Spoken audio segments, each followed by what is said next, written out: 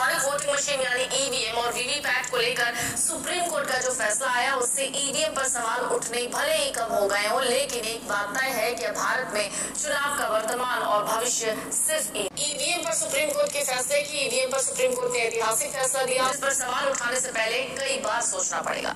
ऐसा इसलिए क्योंकि अपने आदेश में सुप्रीम कोर्ट के 2 जजों की बेंच ने जो फैसला दिया वो ऐतिहासिक है। वो हर चुनाव में इस्तेमाल हो रहे ईवीएम की जरूरत पर एक मुहर की तरह है, जिसका फिलहाल कोई दूसरा ऑप्शन नहीं है।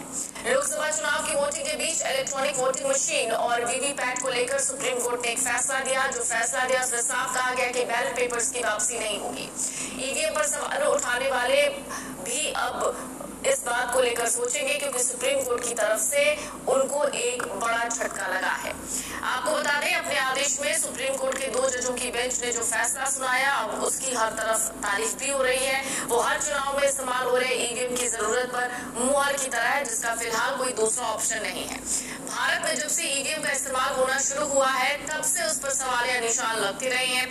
जब केंद्र की सत्ता में कांग्रेस थी तो बीजेपी सवाल उठाती थी और अब जब पिछले 10 साल से बीजेपी केंद्र की सत्ता में है तो कांग्रेस समेत तमाम विपक्षी दल ईवीएम पर सवाल उठा रहे हैं। ईवीएम को लेकर समय समय पर याचिकाएं दाखिल होती रही हैं। कभी कहा जाता रहा कि ईवीएम से छेड़छाड़ हो गई, कभी कहा जाता रहा ईवीएम को टेम्पर कर दिया गया, कभी कहा जाता रहा ईवीएम को हटाकर बैलेट पेपर से फिर से चुनाव करवाया जाए। कभी कहा जाता है ईवीएम के साथ जो वीवीपैट होता है यानी कि आपने जो वोट दिया है वो किसको गया है उसकी पर्ची का ईवीएम में दर्ज वोटों के साथ मिलान किया जाए। जितने लोग उतने तर्क और उनकी ही अलग अलग याचिकाओं पर हर बार कोर्ट में सुनवाई होती और हर बार फैसला ईवीएम के पक्ष में ही आता। एक बार फिर से यही हुआ, सुप्रीम कोर्ट ने फैसला ईवीएम के पक्ष में दिया। सुप्रीम कोर्ट के 2 जजों जस्टिस संजीव खन्ना और जस्टिस दीपांकर दत्ता की बेंच ने ईवीएम पर जो फैसला दिया उसने ईवीएम की ईमानदारी पर मुहर लगा दी। पूरा फैसला दरअसल क्या है ये भी जान लीजिए। आपको बता दें कि इस बार सुप्रीम कोर्ट में ये मामला पहुंचा था जिसमें कहा गया था कि ईवीएम और वीवीपैट इन दोनों का मिलान होना चाहिए, यानी ईवीएम से जो वोट पड़े हैं और ईवीएम और जो वीवीपैट इन दोनों की पर्चियों का मिलान हो। इस बार सुप्रीम कोर्ट के सामने मुख्य रूप से 2 अपील रही थी। पहली तो ये थी कि पूरा चुनाव ही ईवीएम से ना करवाकर बैलेट पेपर से कराया जाए। दूसरी याचिका थी एसोसिएशन फॉर डेमोक्रेटिक रिफॉर्म्स यानी कि एडीआर की ओर से दाखिल की गई।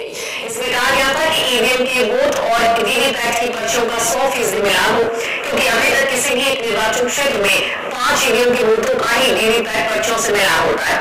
ईवीएम पर सुप्रीम कोर्ट के आए ताजा तरीन फैसले का पूरा मजमून बस यही था।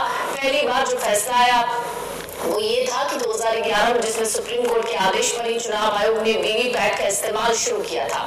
उससे पहले सिर्फ और सिर्फ ईवीएम ही था जिसमें एक बार आपने बटन दबा दिया तो वोटिंग हो गई, फिर आप उसे देख नहीं सकते। लेकिन वीवीपैट के आने के बाद ये हुआ कि वोटर ये देख सकता है कि उसका वोट किसको गया है।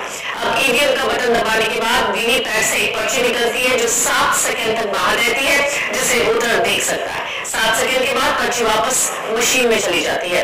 तो ये सिस्टम भी सुप्रीम कोर्ट के आदेश पर ही लागू हुआ, जिसे 2014 के लोकसभा चुनाव में पहली बार इस्तेमाल किया गया। इसके बाद सुप्रीम कोर्ट ने 2019 की अगर बात करें तो इस चुनाव के दौरान फैसला दिया कि एक निर्वाचन क्षेत्र में 5 ईवीएम के वोटों का वीवीपैट पर्चियों से मिलान किया जाएगा। और अब 2024 के चुनाव में सुप्रीम कोर्ट ने ईवीएम को लेकर हर तरह के सवालों की गुंजाइश को ही खत्म कर दिया। हालांकि बहुत कम उम्मीद है कि अब ईवीएम पर सवाल उठाए जाएंगे और ईवीएम पर कोई बवाल भी होगा, लेकिन ये भी तय नहीं है कि इसके बाद भी अब ईवीएम पर सवाल और ईवीएम पर बवाल पूरी तरीके से खत्म हो जाए।